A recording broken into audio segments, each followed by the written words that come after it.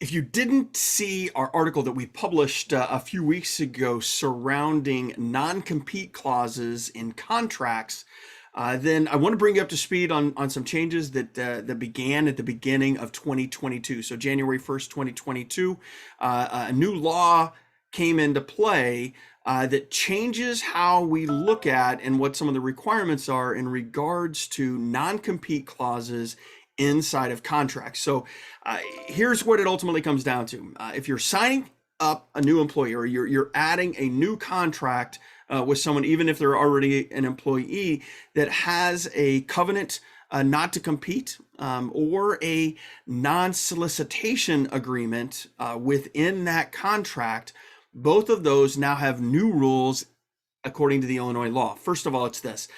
In order to have a non-solicitation agreement, in other words, in order to prevent an employee from leaving and soliciting your current patients or whatever the case might be, their salary must be at least $45,000. And that's a year. So you have to start at that. Now, there's some additional thresholds and other considerations that have to be taken into consideration. But that's first. So non-solicitation is 45,000. This is an important one.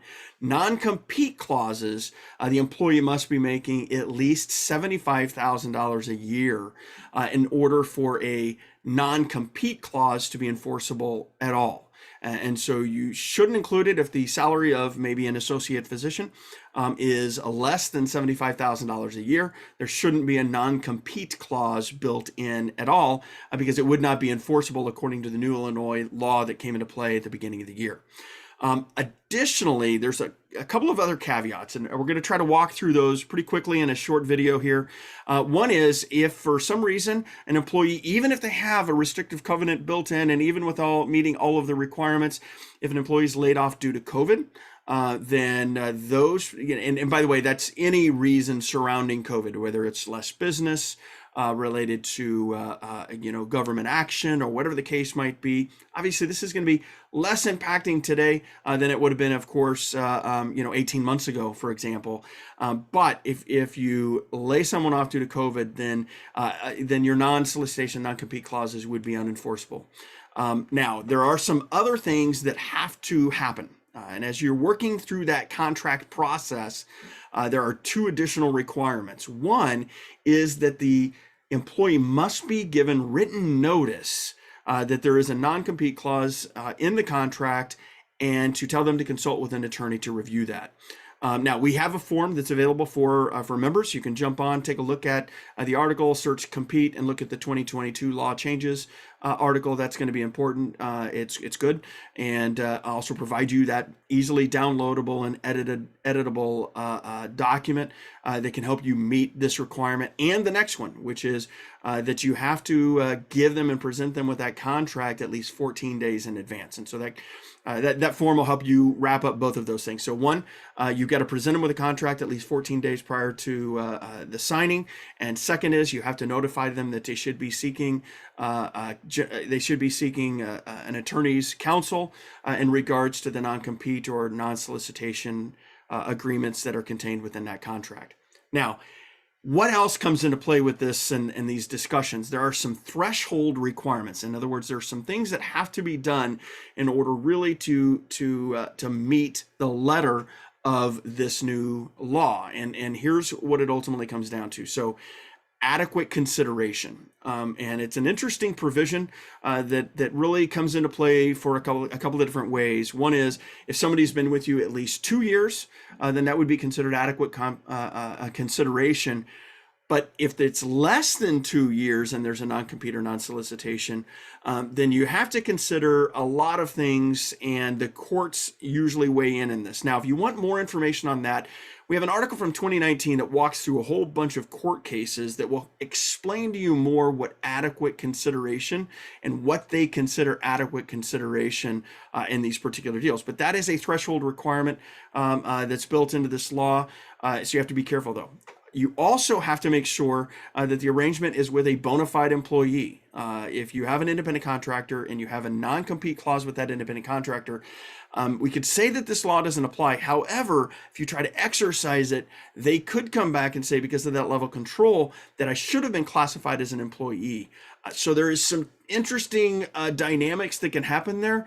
And so we'd encourage you to seek some legal counsel in that regard if you're looking to tack on non-compete or non-solicitation agreements with an independent contractor, because of the IRS implications of a misclassification. Those can be incredibly costly to employers. So be careful in that regard. Now, additionally, you have to only restrict to what is considered to be to reasonably protect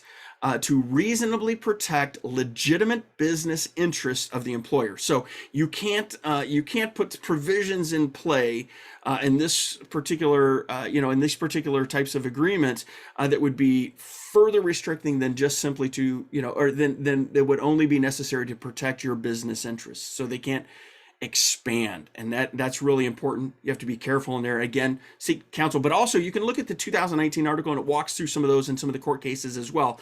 So use that 2019 article, and you can find that on the website by searching compete. That's going to be the fastest way to do it, and you'll see that there's a lot of court cases that have come into play. Can help you with both the adequate consideration as well as the legitimate business interest portion of the law as well. Two other things that we got to touch on. One is it can't create undue hardship for the employee. So if it puts an employee in a position where there is just no way they can make a living unless they were within the confines of what would typically restrict them from practicing in a particular area due to a covenant not to compete, and it puts undue hardship, and the courts can weigh in on that as well, and that could be problematic. Lastly, it can't create injury to the public, and there's a really good example here, and I think the best example would be, say, in a rural situation, right, where you've got a small town, a lot of people come into town, maybe for breakfast or whatever else on a regular basis, and so the small rural community relies on that town to be able to provide the services. And ultimately, by restricting someone from practicing in that town or even in the immediate vicinity, potentially could create a problem where there isn't enough service, there isn't enough healthcare service for that particular rural community in order to serve the community, and thus then the public is harmed.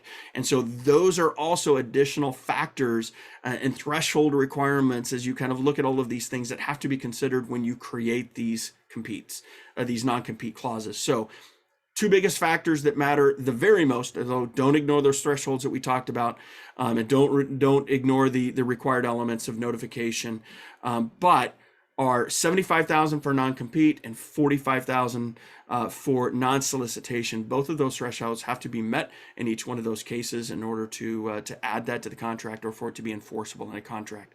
Hopefully this gives you what you need, some help. Check out the forms, check out the article if you want more in-depth explanation, and we will catch you next week.